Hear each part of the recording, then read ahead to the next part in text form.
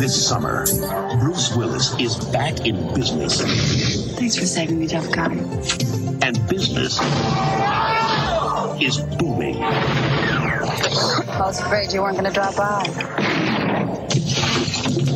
Hudson Hawk. That excites me. Check, please. The best cat burglar that ever lived. I didn't want to do it. All I wanted was a cappuccino.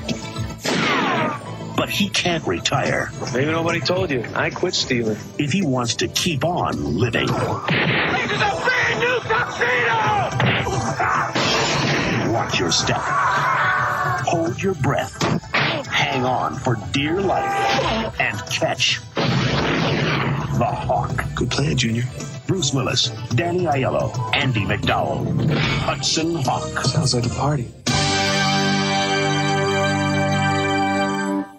Come with us now, if you dare, down a rickety staircase into a dank, dark basement. What awaits? The Saturday Night Freak Show. Welcome back, ladies and gentlemen, to the Saturday Night Freak Show podcast. It happens every Saturday right here on your radio dial. All you got to do is tune into us on iTunes, Stitcher Radio, Podbay FM, Castroller, and a host of other places, or find us on our website, SaturdayNightFreakShow.blogspot.com, and talk to us on Facebook.com/Saturday Night Freak Show. My name is Colin. I'm surrounded by a bunch of internet radio superstars, including the likes of Sean, Travis, Tom, Brett. And we were once again on the countdown, the final days. These are the final days of Tom on the Saturday Night Freak Show, as he is about to depart soon for the fantasy world. None of your business. I get the feeling he's trying to burn down the house as he's leaving. So that means that tonight was Tom's last Freak Show movie pick. What'd you choose for us tonight, Tom? I chose one of my favorite guilty pleasure movies, and that is the infamous Hudson Hawk. From the year? And the earth shuddered. 1991? In the year of our Lord, 1991. Directed by? Oh, who? Michael Lehman? Michael Lehman. Never to be heard of again. No, I think he maybe did do something else after this. Oh, he did. He did Heathers before this. Really? Christian Slater and Winona Ryder. And this is co-written, like one of the guys, Daniel Waters, also wrote Heathers. That was his first script. Wasn't he also a producer on this, the writer of this? Bruce Willis and... they were credited with... Bruce Willis was the writer. I thought one of the producers was also... Story. But I thought one of the producers was also credited as being maybe it might have been Daniel Waters. Didn't Joel So that's why this is so... This is why there was Joel was the big producer. This is why there was like no hands in there to be like, is that funny? No, it was Joel Silver, because he was buddy with Bruce Willis. Bruce Willis made them a fuckload of money with the Die Hard movies. Yeah, right. Die Hard 2 had come out, the year before this? Yeah, 1990. So this was their, like, it's like, Bruce, what do you want to do? It's like, I've always wanted to do this thing because I've got this alter ego named Bruno that he invented for... He's like a singer? This was going to work or something. It was going to... he was going to sing blues. He was going to be like, what? Like a James Bond character or something like that? Like, he was just going to... Well, Bruno, though. Isn't Bruno just like... He's like a New Jersey kind of blues man? Yeah, singer that's or it. Something like I that? guess. That's it. That's Bruno. Well, that's Hudson Hawk. Whatever. Yeah. But Bruno we didn't stop and see the song at the end. Because I swear to God, Bruno, the song is at the credits of this movie. Yeah. We forgot to... we'll never know. Check that out. Don't go back. Or go look on YouTube or something. Yeah, we'll never know. We'll have to leave it up to the audience to decide. So this is like a 100% vanity project. 100%. And it often says, like somebody said while we were watching, it feels like everybody in the movie is on the joke, except for us. Yeah. The audience was left out of But to be serious, a lot of the jokes are really just like, I mean, I don't know. I don't even know how to explain it. Like, bing dang out, like, I don't know, just weird. Like, they'll just say I don't even know. I don't even know what there's a lot of weird, like do the constant like cartoon slaps or the physical comedy. There's a lot of physical comedy with like comedy almost she's using like cartoon noises. If you like bonk somebody's head, you'll hear like, cuckoo, cuckoo, cuckoo. Yeah, earlier You know. he bonked two guys' heads together and it made the bonk or whatever. This movie it's probably my favorite guilty pleasure movie. I mean, this movie it's a fun movie. You are guilty. It is to me. It is a fun movie. It's got a great sense of comedy. No. Can you explain something to me? Can you explain the story? Because I not even just the story. I want to know because as far as I can count, there's 4 protagonists in this movie, right? There's the CIA Candy Brigade or whatever the hell, right? The antagonist or the protagonist? The antagonist. I'm sorry. Oh, okay. Yeah, the antagonist. I think there's 4 protagonists. Yeah, there's the candy bar CIA people. There's the Vatican. There is the Mario Brothers. Oh yeah. Yeah. And the Mayflowers, who are 2 rich eccentrics. Yeah. That whatever. So you want how they relate to each other? What's the plan? But what the thing is I think this movie tries to make it seem like they're 4 people operating on their own, but I think they're all working for the Mayflowers. Is that what we're supposed to get at by the end of this movie? That it's like, even though it looks like there's 4 groups, they all work for the Mayflowers, right? Am I right? Yeah. Am I right here? Because except for the Vatican. Well, except for the Vatican, right? The Vatican gets kind of conned. They just love everything, right? The Vatican gets kind of conned by the CIA, and I mean, at the beginning, the Vatican gets conned by the CIA because the Vatican. The Vatican doesn't know that the CIA is working with the Mayflowers. Right. Mayflowers. Yeah. So that was the big switch up. But everybody else, like because the Mario Brothers, they're employed by the butler of the Mayflowers. There's Nintendo jokes. Are you just now getting Just that? got it. Really? Just got it. The guy doesn't know what Nintendo is, but he knows a pair of real Mario In my Brothers. defense, I didn't know they were the Mario Brothers. Caesar and Mario. Yeah. I didn't put the brothers. It was Caesar and what was the brother's name? I forget. Frank Sinatra. It was Frank Stallone. Yeah, but what was it? Stallone. Caesar Mario. Yeah, Caesar. Yeah, but there was a second one. I can't remember the one. So what was this movie about, Tom? Yes, please. What was it about? Yeah. Like in just the broad. From start to finish. Try in a nutshell. Everything. Good luck. Okay. Encompass. So the movie starts off with in a nutshell. In a nutshell. Okay, I mean, like credits roll. They show you that Leonardo Da Vinci invents a device that can basically turn lead into gold. Ooh. And they start you off in the past, and then they storybook opening. Yeah, with like a storybook and a narrator. For some reason, the narrator, like, he's got no point. Like, he's not a character that comes into play later. It sounded like he was from like a cartoon. It's a familiar voice. Princess Bride. Exactly. It was exactly. That's what I got out of it. It got a very Princess Bride feel. Like, it tried to have that sort of like storybook opening sort of deal, whatever. But you don't really realize the relevance of that doesn't come into play until. Later on in the movie. Oh. That basically there's this like star that's kind of like a Rubik's Cube that can basically turn lead into gold. And then you go to Bruce Willis basically getting out of prison. And through that, you do like a little monologue of like, hey, you're the Hudson Hawk and you're one of the greatest cat thieves that are ever. And like his prison ward, his parole officer hooks him up with a job. Basically, right? To say, and then they kind of basically lay that he's a really good cat burglar. And that was actually the one part of the story I found interesting. Was a parole officer that like he knows all the good criminals. Yeah, why wouldn't he set up crime? That's a good idea. Like it's almost like Breaking Bad. Bob Odenkirk's character, the lawyer. Yeah, Saul. Yeah, Better Call Saul. Yeah. Just the idea that, you already know all these people. You might as well, like, be the hookup. Yeah, get a piece of the action. It's just a cool idea. Yeah. It was 30 seconds in the movie. But a good idea. So, I mean, he gets out. Bruce Willis gets out. Meets up with his best friend, Danny Aiello. Which if he's your friend in a movie, he's going to betray you. What? Right? No. Every, like, mobster movie he's in, he's like, I'm sorry, Danny, I had the, or whatever. So he's Tommy Two Tones who owns a bar. Can be fucked up.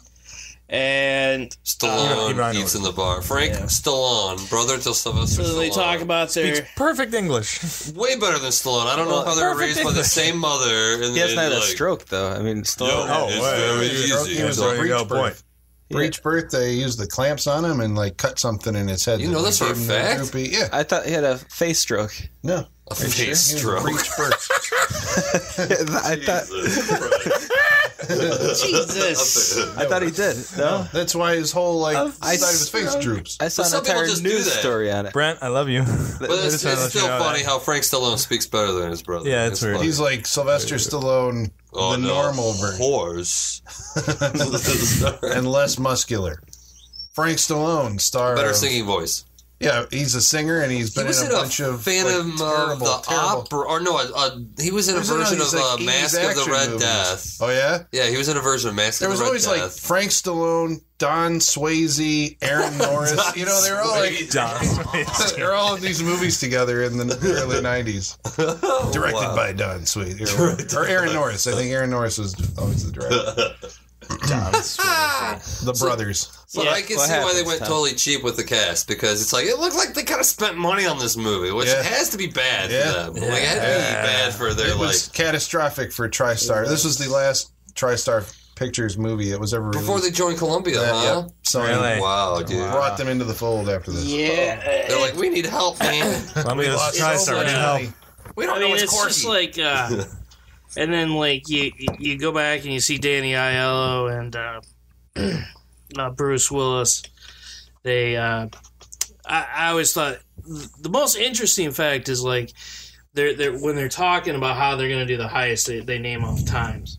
And the times of the song. Because they recite songs like how Hudson long is it Hawk going to take this to do. Is like the a song? genius. Yeah. At like so it's knowing like, the time of every song. The That's song like, is so when character so like when they start a gig, a gig, if it's going to take 5 minutes, and they can go, we're going to sing. they pick a song they know lasts that long, then they kind of sing it in their heads, but the movie, since it's a cartoon universe, they like sing it aloud to themselves as they're going, which I do like that sequence. No, that was cool. Yeah, it's just fun. That's what I remember the most from this film. And that is like probably the scene they like wrote a whole movie around, right? Like they knew they wanted to do that. Singing burglars. And then they're like, let's write an hour-and-a-half long movie around this. That's exactly what it was. Bruce was like, I like doing this. I like doing this. I want to play hat. Right. I want to wear this hat and these sunglasses. And this coat. Tuxedo. I like how circle sunglasses. Let's make a movie about that. Hudson Hawk, Natural Born Killer, circle glasses were the fucking bomb in the early 90s. The whole film could have been a musical had they kept that pattern going. It could have been, right? Yeah, it probably could have been natural, actually. Like when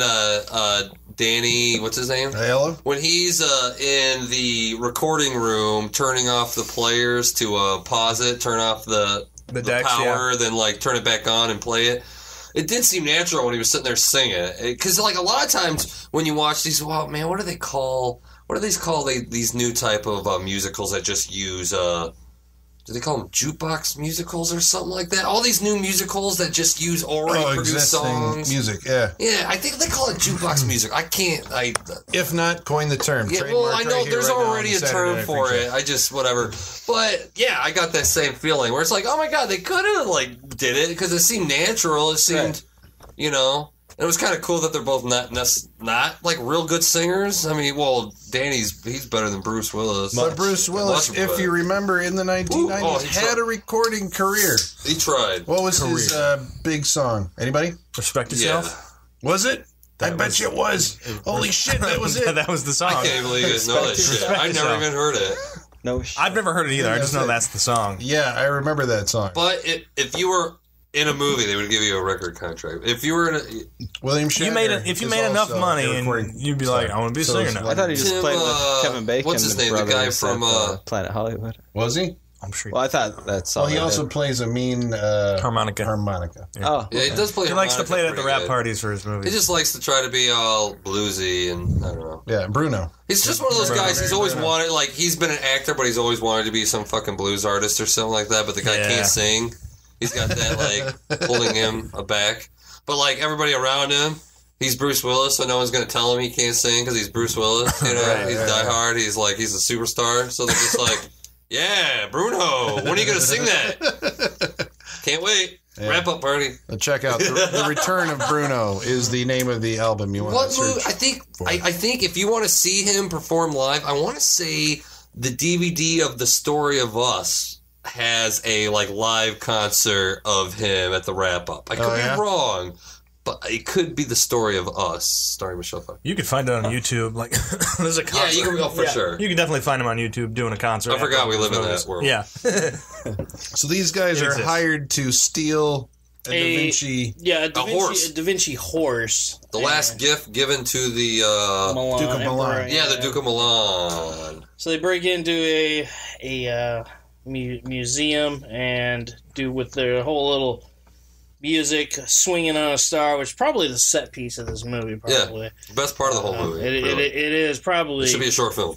It is the best part of this whole movie. I mean, it's just highly entertaining, well done.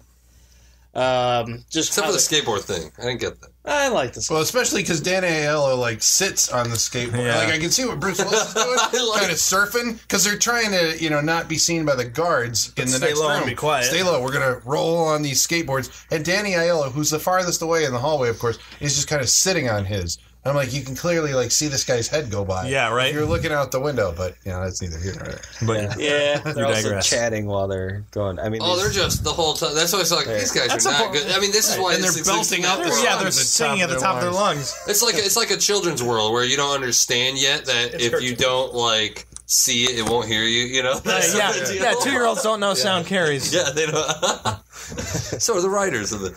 So they steal their little horse. Yeah, because inside the horse is one of the Da Vinci pieces. like split up this Rubik's Cube kind of thing into 3 pieces and hid it like all over the place. And actually, this is one of the first most disorienting. This movie tries to do. At least it tries to do something new. That was rough. Editing. Yeah, it's creative, but it's not successful because I was like, what? Yeah, so they jump off this roof to escape from the guards that are chasing them out of this museum, and they fall, and you see them falling. And then the next shot is this is one of 3. They're gonna they're jumping onto they're jumping onto like a so they're gonna be safe or whatever. But then the next shot is a shot of a chair in a restaurant, I think, or no, it's like the apartment, Mario Brothers apartment. Yeah, and they drop into it from the ceiling or Hudson Hawk. Just Hudson. And you're like, what in the fuck just happened? And it's a whole new scene. Yeah. So that was the transition. He fell from one shot into which I was like, how are they going to survive this? I wanted to see that how they're going to survive survive 3 times. They show him jumping off stuff, and then that's it. Oh, dude, that one in Italy where they jumped off a roof and onto a stone, pavement. Stone pavement below. And just kind of rolled out, got up. They're like, well, if we don't show, we don't have to explain it. So that's like, it's cartoon. It is cartoon. It's fucking cartoon. It definitely is because he's fucking alive at the end.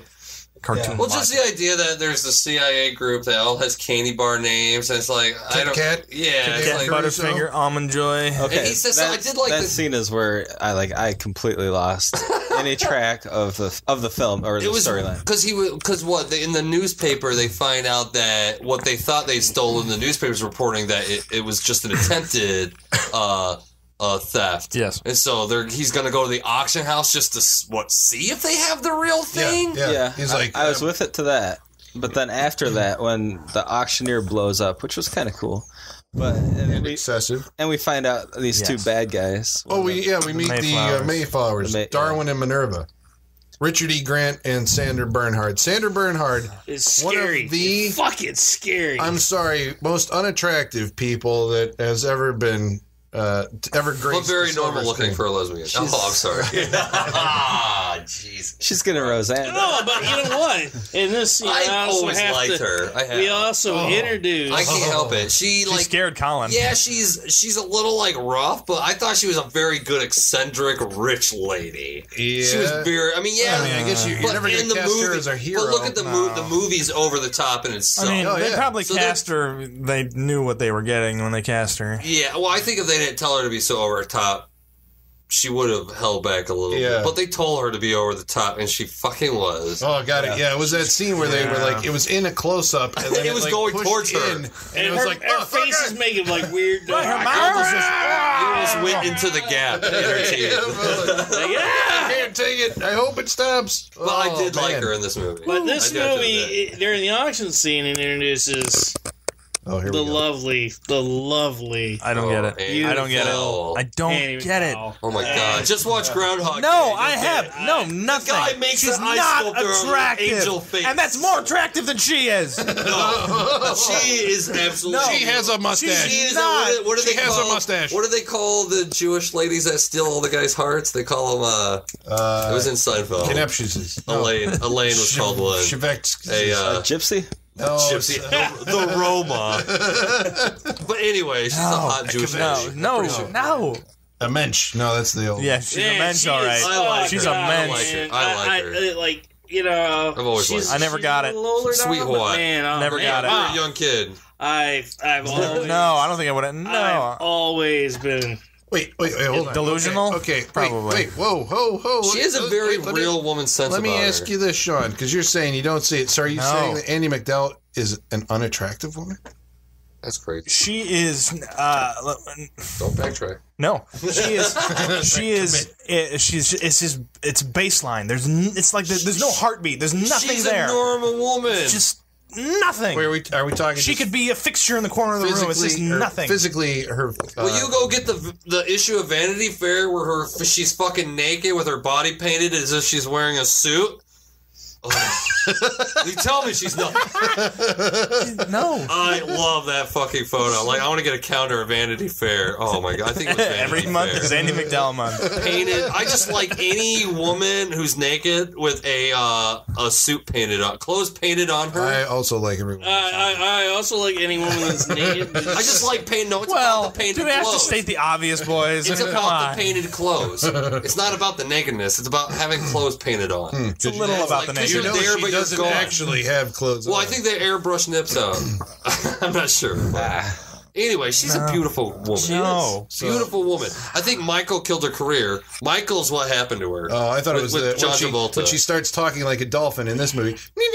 No, because that was what they did in the late 80s and early 90s. What? I thought it was sexy. I swear to God, I've seen.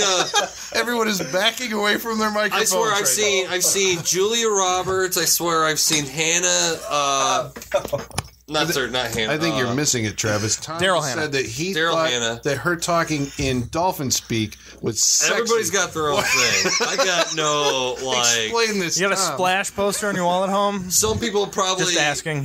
Hey, I thought Some people Wait, like wait. fish. I find it sexy people in the like fact women that it playing shows fish. her it shows a quirky side of her nature that I find sexually appealing. Okay, that's a. Let's just talk about the All right, movie. all right. I'll give you that. That's move a on. reasonable explanation to that. I will sit back down. And I would explore it, but I'm too terrified to go down that road. Terrified. It's something about a childhood experience. SeaWorld. Something going on That time there. that fish touched you the wrong way. Yeah, there was a flipper. Little like, Mermaid yeah. splash. hit him upside the. A bad weekend with an uncle. Watching Flipper. Right, watching Flipper, yeah. So, but I like her. So fuck you guys. She's hot. I just like. She's a Yeah, but normal you looking pointed lady. out the mustache. But if you were, that's just lighting. Well, That's all You lighting. said there was no in every lighting that could movie. take that There is mustache no away. lighting. There isn't. That's the problem. There is no lighting that And her takes away her contract- upper lip shadow. her contract says she demands to be lit from below, so she always has so guys don't rate me. I gotta look like I've got a 5 o'clock shadow. First of all, right. let's bookmark the rape comment because I want to come back to that later. Oh, yeah. In regards to this movie. Christ. Yeah. Really? That was. Okay, I think what? you got to touch on it now. Yeah, you know, you gotta touch on it. Yeah. There's some random scene where I think the candy bars are outside the apartment. Butterfinger, or yeah. Yeah. Oh, okay. And they're all sitting in the That was car a and they're funny like, joke, I wonder what right? they're doing up there. He's like, you want me to go rape them? And they That was sit it? there. Then they give him read a your book. Curious George book, and yeah. It was Green eggs and ham. Oh yeah. It's a Butterfinger, the big stupid CIA guy. I did like what the would not Rape read used the- as a punchline. It was. it can It's happen. the 90s, man. It was a different no time. joke. That echoes every joke. It's like they don't have a good sense of comedy. I mean, No. like they're trying for it. Dude, No. this movie's hilarious. It's subjectively hilarious. I mean, so funny. comedy's subjective, yes, but this one. I think I'm a fan of comedy, and this one category. misses. Like every joke just misses and zooms by. Just What? When he fucking ball and shot the thing? I laughed at that. Yeah, the dog catches the ball and Because he got it right in the face. Yeah. goes flying out the. About almost all I liked was about like the quirkiness of Sandra Bernhardt's character. She was really quirky. She was very quirky. Just quirky. Bobo. Was it Bonnie? Yeah, Bonnie. Bobo. Well, I just like rich people. I don't even think we still got to it. The whole fucking point of this movie is Leonardo Da Vinci created the thing that turned lead into gold. The Mayflowers want to get this thing, create lots of gold to ruin the market, and so they can take just over create the world. chaos is all they wanted to. Well, everybody needs a hobby. Yep. This is one of those movies. If never mind. And they need Bruce Willis, who's a cat burglar, to basically go and steal all the pieces. It doesn't make any sense. That's simple. And Cartoon logic. you're using the CIA and the Candy Brothers to Candy bars. Keep kind of. That's their code name. Yeah. But, I mean, like, even taking there's a post office rail system that goes into the Vatican, and that's how he sneaks in. That's a joke! It's a joke, but, I mean, it's a big part of the plot, too. How's that a joke? I don't get it. What's going on here? Well, it's that they can do. I mean, they keep throwing Bruce Willis in a box and putting stamps on him and shipping him. They do, actually, yeah. Yeah, it's a running gag. That and that he never gets his, his cappuccino. Yeah, Cappuccino, he's trying to get a cappuccino. It gets shot out from under him. It's laced with some kind of poison. The brakes, and then he's in the car and it spills. Yeah, the perfect one. But, I mean, even that is just like, I mean, you can see it coming from a mile away. Yeah. And it's... Yeah, okay. It's I guess an okay through joke, but I've seen sitcoms that are funnier than this. You know what this movie's it feels like the real version of Last Action Hero. Where, like it's this big budget thing that they're trying to do, and everybody's in on it, and nobody's saying maybe we should jump ship on this and go a different way. And it made it to the theater somehow. I'm not sure how, but it's just had Bruce Willis's name on it. Yeah, Bruce Willis's name. But I mean, like, it's largely a Bruce Willis vanity project. At no time were like the editors like this kind of sucks. Like, are they? They were all under control. Like I said, like if you look, I'm pretty sure the writer is also the producer, which is also. I mean, it's like. Everybody. The writer of Die Hard, Stephen E. D'Souza. It's him and Daniel Waters wrote it, based on a story by Bruce Willis and the producer. Yeah.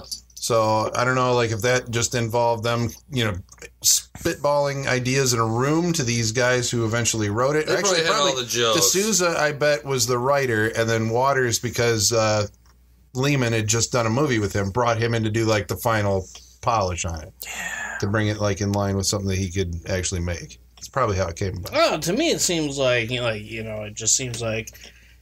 They were having fun on the set, That it was is like apparent. Yeah. Wasting money. But that's the thing. It's a joke between them, that like they're hoping it's infectious enough that the audience kind of gets in on that. I mean, like Bruce Willis, when I was watching this, I'm like, oh, this is the moonlighting Bruce Willis. It's not the Die Hard Bruce Willis. It's the moonlighting Bruce Willis. Exactly. It's slapsticky. Well, that's why he's always wanted to go to, right? That's why he did The Story of Us. He's always wanted to be a comic actor. Yeah, but it's like really like you don't see this Bruce Willis nowadays at all. He's always like the really half the smile, squinty eyed. He's got the wry kind of thing. He's always morose and kind of upset, but he can beat your ass. This is him, like he's just smiling and his joking wife is always divorcing him. Fun. And I don't know. I found like with him and Danny Aiello being together. Hold on a second. I found that very infectious. Is Bruce Willis in a movie where he's happily married? Is he always divorced or going through a divorce? Most of the time. Fucking always. Unbreakable, Story of Us, both about divorce. He was happily married in the Sixth Sense. Yeah, but he's dead. Sorry. Yeah. Spoiler, Jesus Christ, man. If you haven't seen it yet, sorry. So he pines for her. He wasn't happily married because weren't they having trouble? Right, they were having trouble. That's why he was at the dinner. Like you're not talking. They're having trouble because he's dead. No, they were having trouble before he died. I'm just saying he's not in a movie where he's in a happy relationship. No, Die Hard 2, they're doing okay. Are you sure? Yeah. I don't think That's so. big hugs at the end. Yeah. Well, it was big hugs at the end of the first one. Yeah, but in the second one, she's on the plane, and like they're all good, but he's like, my wife's on that plane because she's the object of value that he must save. I think that I'll say the first I Heard carries over to that one. It doesn't count. Voids it out. Yeah, well, it does. I mean, because he's still going through a divorce. Is the sequel. Right. He's still going through a divorce in the first one. And just after the incident at I was like, Takahoma Dogo. Takahoma Plaza. All right, so here's the thing. So speaking of the whole Die Hard connection, obviously this is from the same producer, same writer, same star, and there's an expectation I would expect that the audience had at that period of time that like this is going to be an action movie, action comedy. So there are some action moments in this movie, such as the crazy the fucking ambulance. Oh, the ambulance chase. Oh my god! I forgot about. I blacked that out. It's so great because it's great. He's like, oh my god, tolls, exact change. He reaches in his pocket and he's like, gotta throw the change in the thing. Right. You keep using that word. I don't think you know what it means. This great. Wait, we should be explicit. At this point in the movie, Bruce Willis is flying down one of the New York bridges on a gurney. Yep. Yeah. He's lying on a gurney, has to go through a toll booth, throws the change in. And there's a motorist passing by, and the girl in the passenger seat goes, "Hey, mister, are you going to die?" Yeah, see, it falls flat. Yeah, it's just funny. Like all of that stuff in there. There were a couple of moments where he was like, "Ah," or whatever that I thought was amusing. It's amusing at times. It's amusing, like physical, like in the way that a cartoon drawing is, and that seems to be again what they were going for. He's supposed to be like fucking Bugs Bunny or something like that. But I got that too. It's like he's supposed to be like Wile E. Coyote or something. No, you know who it is? I think it's Bart Simpson. Like if you watch him, I think it's Bart Simpson because he always has on a skateboard. Yeah, but he always has a quick comeback for everything that like these people. Well, that's like the these straight man. That's Kermit the Frog. That's whoever has I'm looking at a weird situation and I'm commenting to the audience more than I'm commenting to the people I'm standing around. That's the straight man in the comedy. I'm just thinking of the time that this came out. I mean, who was the biggest cartoon influence was Bart Simpson. Yeah, but their like childhood influences may have been like Looney Tunes. I mean, like the sounds and stuff like that. It's very Looney Tunesy with the definitely what people like. When they, Because El Barto, that's just going back to like Dennis the Menace. That's going back to the I don't want to get into the whole history of what separates animated hijink characters from other. Right. Well, I thought Richard E. Grant also kind of plays. He's playing the movie the same way, or to the same tone, the level that Bruce Willis is trying to play at. Where Richard E. Grant, I mean, I think, whether you like it or not, I think that the performance that he does was in tone with what the movie wanted him to do. Definitely. Which is, he's a very intense guy. I mean, we watched Warlock, here a couple months ago, and like in that and in this, it's like when he commits to something, there's no halfway. He's like all the way in, and it like cranked up to 10. Yes. He was killer in Spice World. For the camera. Did you just ruin another one? Dude, that's in Spice World. Oh, you should. It's totally awesome. No. Yeah, totally. I can't see that's a repeat viewer. Richard Grant. Repeat viewer. I think Danny Aiello's character, he's kind of phoning it. He's kind of... he's just like he's just there. He's just having fun. Just hanging out. He's a pretty good sidekick. Yeah, that's what his role is. He used to be the jolly sidekick to our, hero. And he's just jolly. Yeah, all the time, even when apparently he's betrayed our hero. Yeah. Sorry I betrayed you. Sorry I betrayed you, man. You gotta understand. I thought this was for the best. And then, he's working. But I got a plan to get us out of this. We'll have fun. That's what really fucks this movie up, is every scene is automatically disregarded by the next scene. Every scene. Oh, that's every scene that's like, oh, we work so... Okay, like when he goes to rescue... oh my God, how am I even going to fucking remember this? I just watched this goddamn movie. They go to rescue Andy McDowell. They go through all this shit. Danny, whoever, falls off the thing and dies, and then they just end up right back with the Mayflower. It's just like, they went through all that just all they did was add Bruce Willis to the scene. of them with Andy McDowell in the chair, whatever. That's all they did was actually, even though they went through this whole sequence on how they were gonna like get out, all they did was put Bruce Willis's character in the scene with her sitting there. Even though we went through this whole adventure, and then Cassandra Bernhardt gets knocked out and everything, and then it's all back, and it's just the way it was. The same fucking way. It worked for Indiana Jones. Did it though?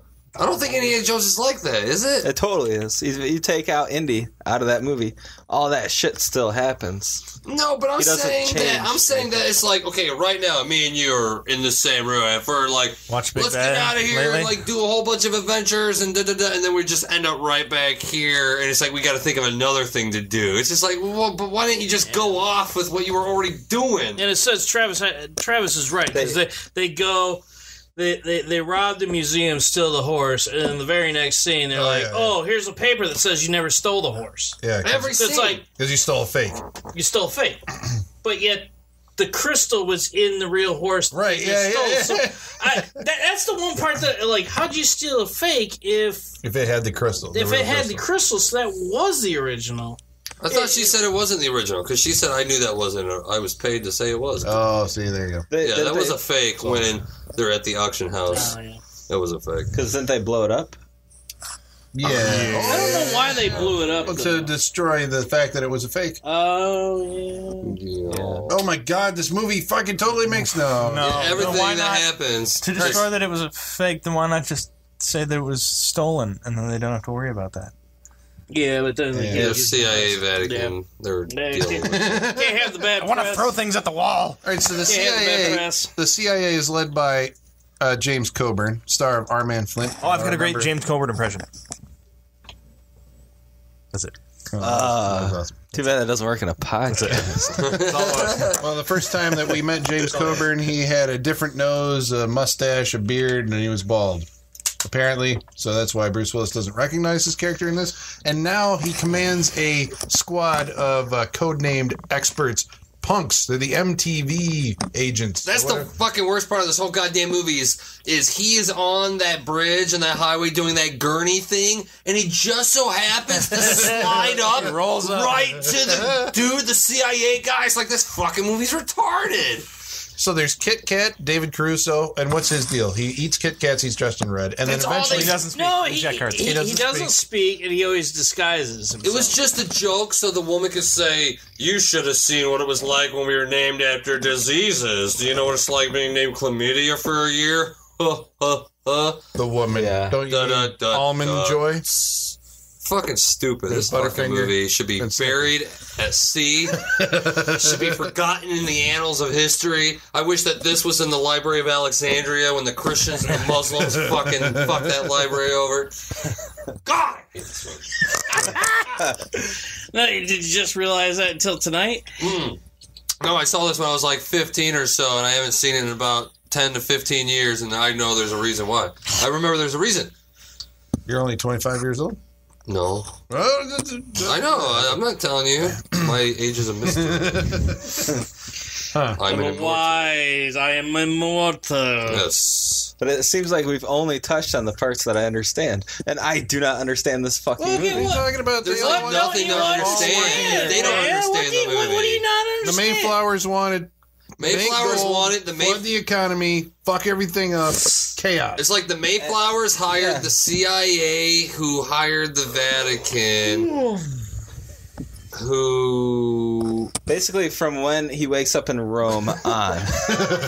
They go to Rome. So who hired the Mario Brothers? They spent money to go to Rome. That's the Mayflowers. Yeah, Mayflowers. And what happens to the Mario through the butler? Brothers? It was the Mayflowers' butler hired the Mario Brothers. They died in the ambulance crash. Jersey, they died in the ambulance crash. Oh, did they die? Yeah, I would assume. Oh yeah, they Luigi, Mario, you okay?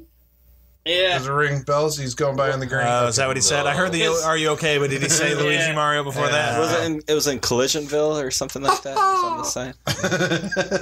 There was a huge explosion. One of them got a bunch of syringes to the face. Yeah. One of the Marias got a bunch of and scared himself. The thing. I like how it scared him. Okay, Frank Stallone was in the same scene as the guy getting his face pierced with all the syringes. Then for some reason he's in the front seat with the driver, and as the guy with the syringes comes in, it scares him too. It's like, you just saw that happen. How does that scare? How does that catch you by surprise? I mean, yeah, I guess you didn't expect the guy to get up and or something like that, but still, I was just like, you just saw that happen. Why were the syringes upside down? Because that's where he puts her. And what's the apparatus? What is the apparatus that Bruce Willis uses over the book in the Vatican to make the thing not fall?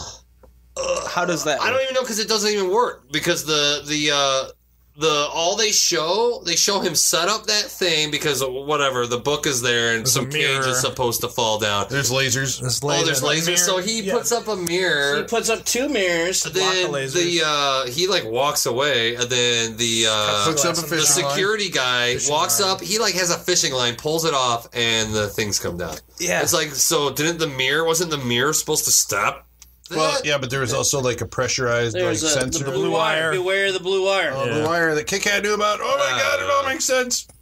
Kit-Kat, and he had no purpose. He kept on dressing up exactly like the same people. Like, he was a doppelganger for characters, but they never utilized him the whole movie. Yeah. Never. Yeah. What are you talking about? He got to pose as but he didn't utilize it. He didn't utilize it. No, I agree with that. He got to dress up as Andy McDowell, and he got to dress up. But that's just being a doppelganger. He doesn't utilize it.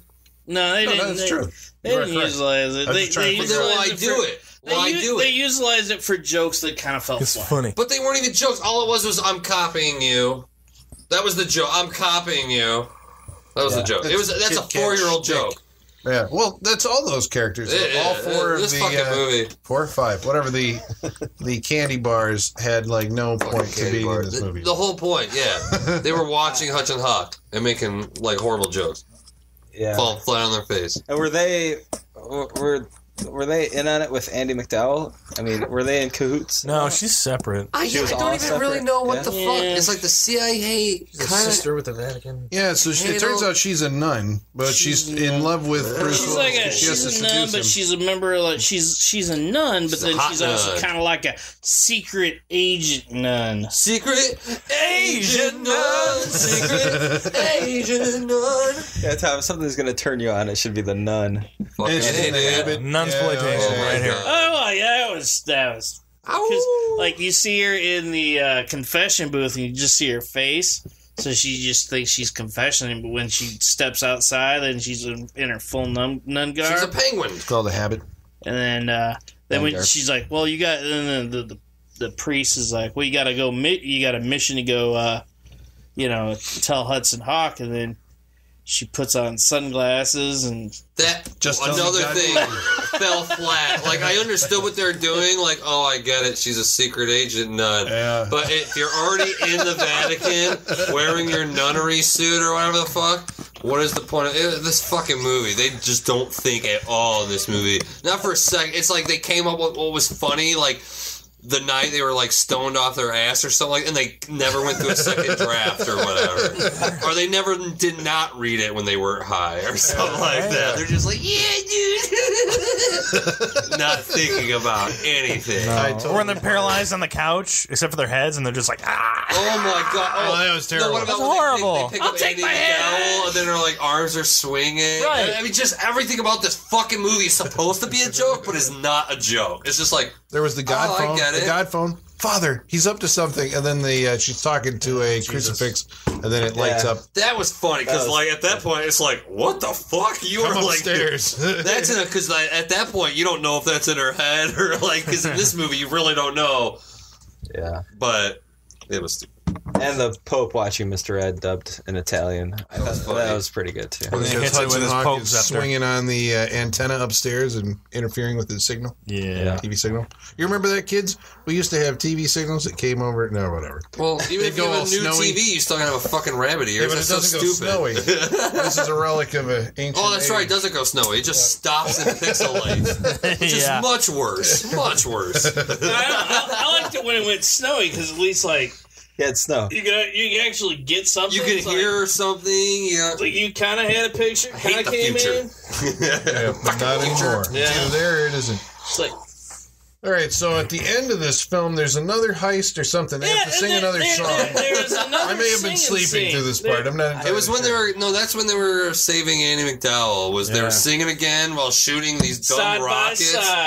Side by side. Let's talk about the fucking Nerf gun rockets. They just had like a stupid suction cup on the front of it. It was so fucking... Yeah, Snickers didn't end up too good with that. I mean, like, they had unlimited ammo, but I didn't see them carrying this shit around. Well, you know where that gun came from? I have no idea. Okay, the gun came Kit Kat. from the Kit Kat when they go blow C.I.A. gun. And it got shot in the head. Suction cup to his head. No, man. Exactly. The thing and I said it was when they were Snickers, yeah. Fucking Snickers. Who gives a fuck? With the poison darts. Yeah, after that same scene at the end of that. At the end of that scene, they get the grenade gun, and then they use the grenade gun on the assault on the Leonardo. Snickers is about to have all they do is and kill they sing Danny side by side.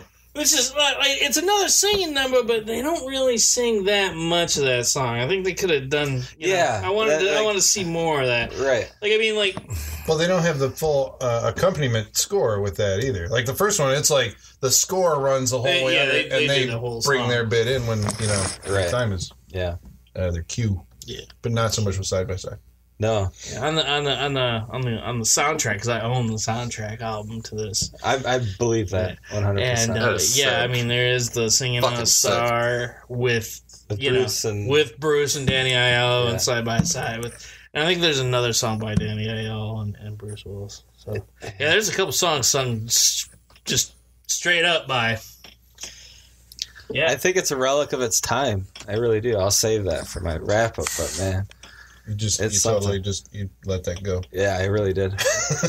Suspense. So I guess at the end, you got the world's hittiest woman.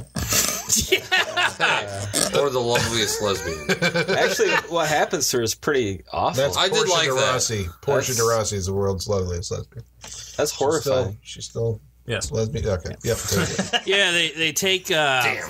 You never know. We'll talk to you next week. So I was gonna say, is that your annual Portia de Rossi check? Everybody, Yep.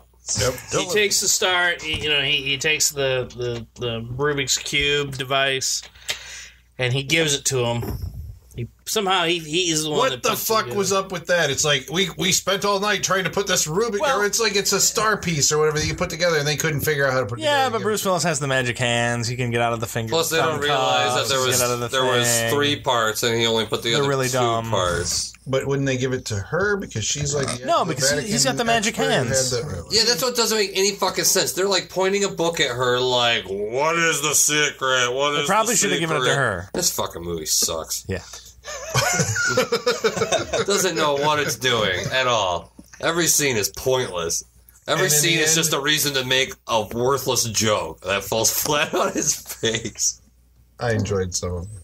Some of them, I can't remember what they were. You can't remember which ones, right? I remember that it was amusing at the time.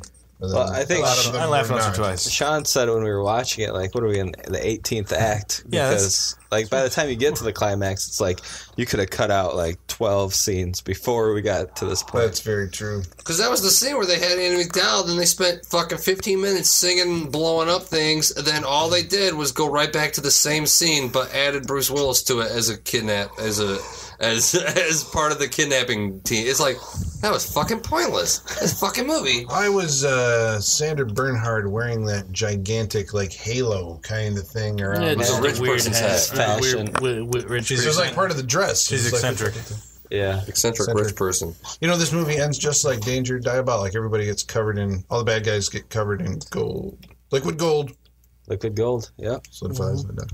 Liquid They fucking stole it. It's Italian. That's true. Calling it right here. They couldn't have stolen anything for this movie. I guess Danny Aiello, he's in a car and the car goes off the cliff and blows up. And clearly he's dead. And Danny Aiello's dead. That sucks. And then this is after they escape on the Leonardo Da Vinci flying machine. They escape on the Leonardo, they land in a field of kids. Oh, why? Why is Leonardo? I mean, They're in Da Vinci's castle, so all his shit's laying around. Yeah, because everybody keeps that stuff. Right. Like, I mean, it's your house. Hang it out, right? Dead, Right. Your shit's gonna stay there. That's in really good shape. Yeah. So they fly off on that, do a little flight sequence to the Italian countryside, land in a field. The kids then steal the fucking kids. Very enthusiastic, Bruce Willis. Yeah. It's hard to articulate Bruce Willis's enthusiasm throughout this movie. Because it's not like ornery Bruce Willis. Yeah, the Bruce Willis is happy. He is smiling. He is laughing. He's doing what he wants to do, man. Telling jokes. He's just having a good time, and it's to me, it's infectious. I guess I'll get to this in my wrap up, but I'll tell. And then Danny Aiello shows up. Like, oh my god! Yeah, but Danny Aiello's and then airbags. Can you believe that? Airbags. Believe it. There's a sprinkler system in the car. Can you believe that? Yeah, that's probably how it happened. That's the whole movie. Probably right there. how it happened. Probably how it happened. Why? Because they actually don't know. I feel like they were all three that's the movie. Like they were all three the whole movie is them three just sitting there telling a story. Yeah. And it's just them making up stuff to add to the story as they go along, and then at the end it's just going, yeah, that's probably how it happened. Well, see, the thing is when you actually when you're trying to psychoanalyze the movie. What? From the movie opens with a storybook and the movie ends with a storybook. So in reality, the movie is a storybook version of this. Does anybody feel like they added the beginning? Yeah. I feel like they added the beginning. I feel like they're like, this movie sucks. The storybook bit or the Leonardo, just the Da Vinci in the past? That had to have been there because they had to set up the I guess so. The machine for the end. I guess so. Same set and all that. The question is, why did they take out that fuck in the beginning? Right. That's something. One too many fucks. It's rated R. It felt I mean, that was the thing. It was it's weird because it has this cartoon level humor, but it's got this kind of obscene tone. It rides that last action hero line where you don't know how serious do I take some of this stuff. Yeah. And there's action pieces. They're cursing a lot, but they're also doing pratfalls. Yeah. I mean, I think the movie would have done better had had it been actually PG-13 or something like that. Had you taken out some of the... If it was funny... But I mean, it would have taken out... It would have taken out, Well, yeah, I think he's right, because you're appealing to a more childish audience with the cartoon humor, and then you're also adding in the fucks and the... Because by adding the fucks means that, parents aren't going to take their kids to it. There's... you have to be 17 in order to get into the movie, so that's why a lot of movies want the PG-13 rating, because you get more audience going to this. So I think it would have been better had it been... I don't think it would have saved this movie. Because I mean, there's most people actually saw it. I mean, the critics fucking... I was just looking over some of the... hated this. They hated it. It was amazing. We all watched it. They hated it. And what was I going to say? The advertising campaign was this came out a year after Die Hard 2. Yeah. Bruce Willis is the action guy, and they sold it as a straight action. Catch the action, really? Catch the adventure, catch the hawk. With him swinging across the Hudson Hawk. All you ever saw was him swinging, swashbuckling. Yeah. And that he does it twice, and it's really shitty swings. He almost hits the ground. It's bad editing. And, yeah. I was so disappointed. I thought he was going to be swinging around these banks and stealing. Yeah, I mean, it's probably billed as an action movie, but in reality, it's a surreal comedy. I don't even know how else to describe it. Yeah. No. It's surreal. I mean, the universe that it takes place in has its own rules. Yeah. It's not this is like a Hot Shots movie, shitty cousin. But it tried to, it's like it wasn't parody. It wasn't there though. So that's why it's the shitty cousin. That's why it's shitty. It's because you can't totally disregard that reality without going the full way or something like that. I don't even know what it is. Yeah, there's a very uncomfortable.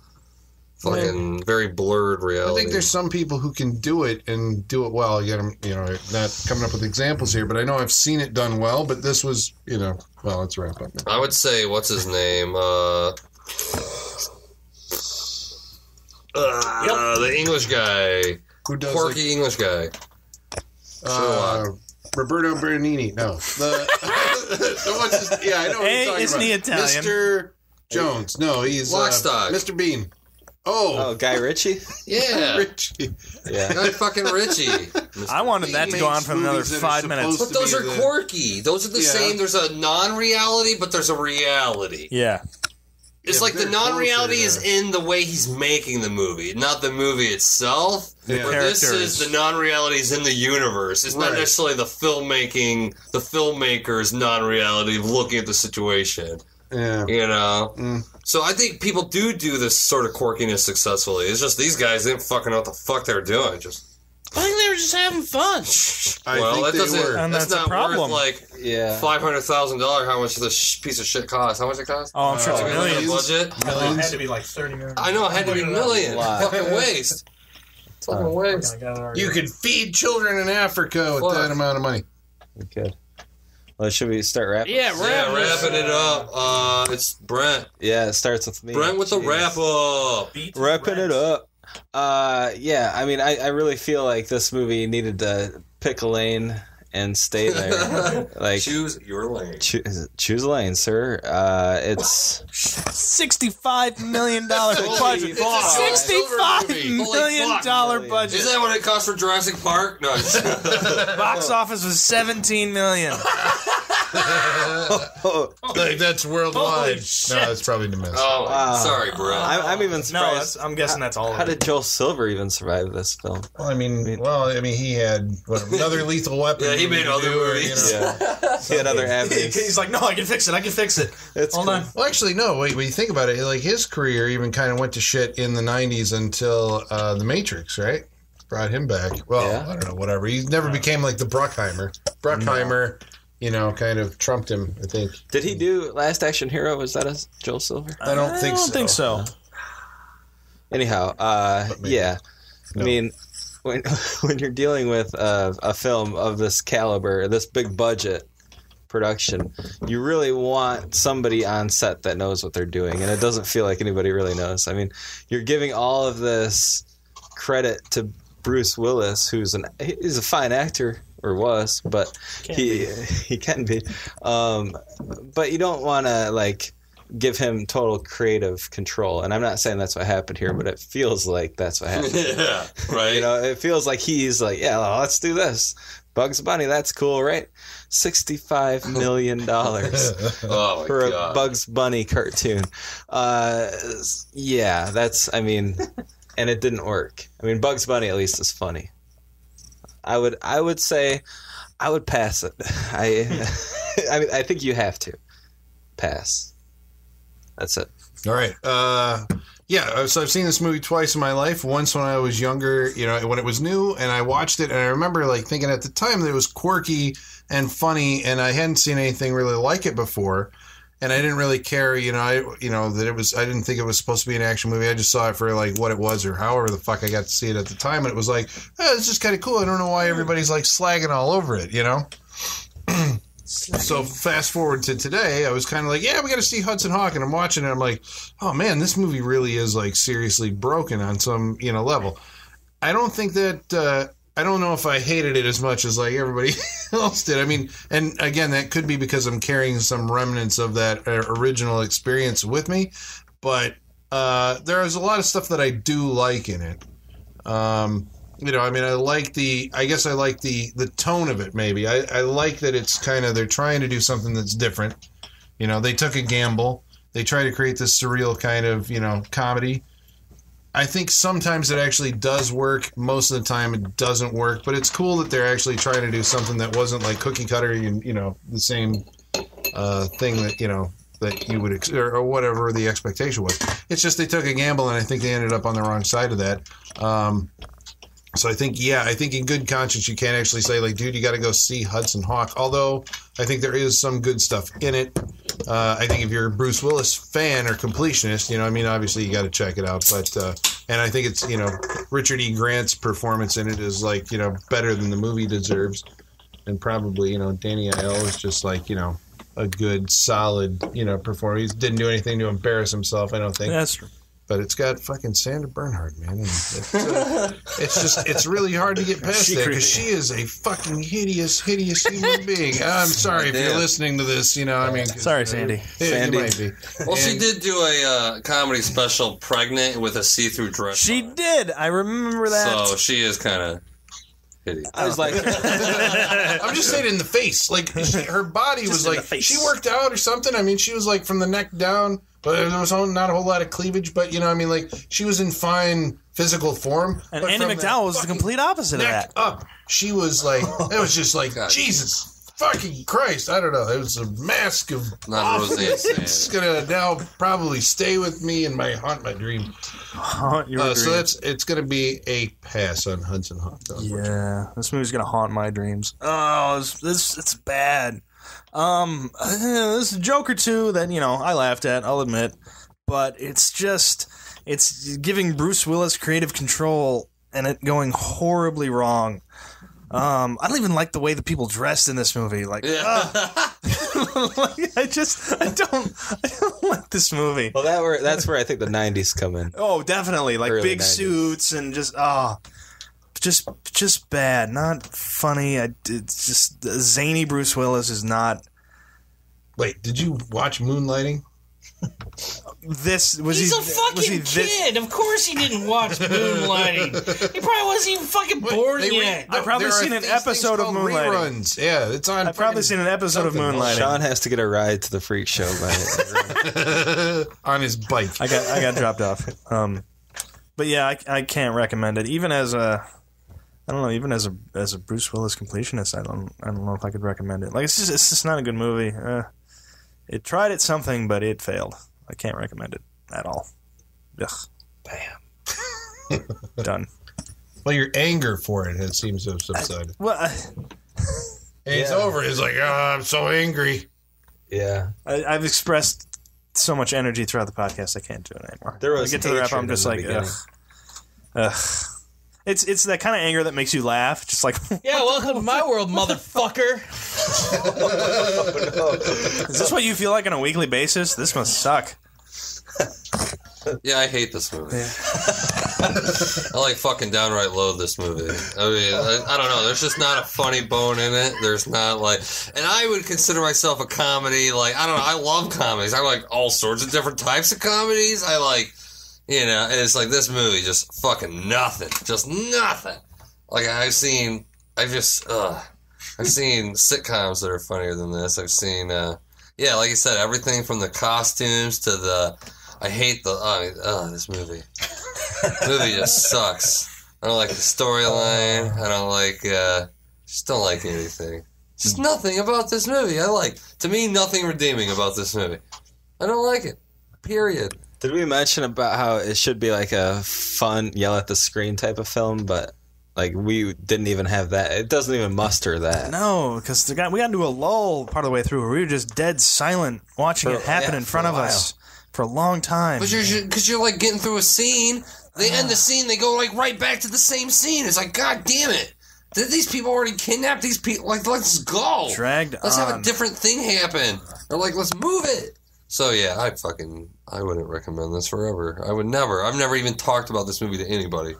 Ever. I've never even been like, don't see it. I just don't talk about it. I just pretend like it doesn't. Don't. It's a movie that shall not be named. Hey, I heard about this movie. Hudson. Nope.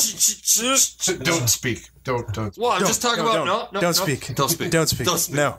Be still. Don't. Be still. So yeah, fuck this movie. Moving on. 5 for 5.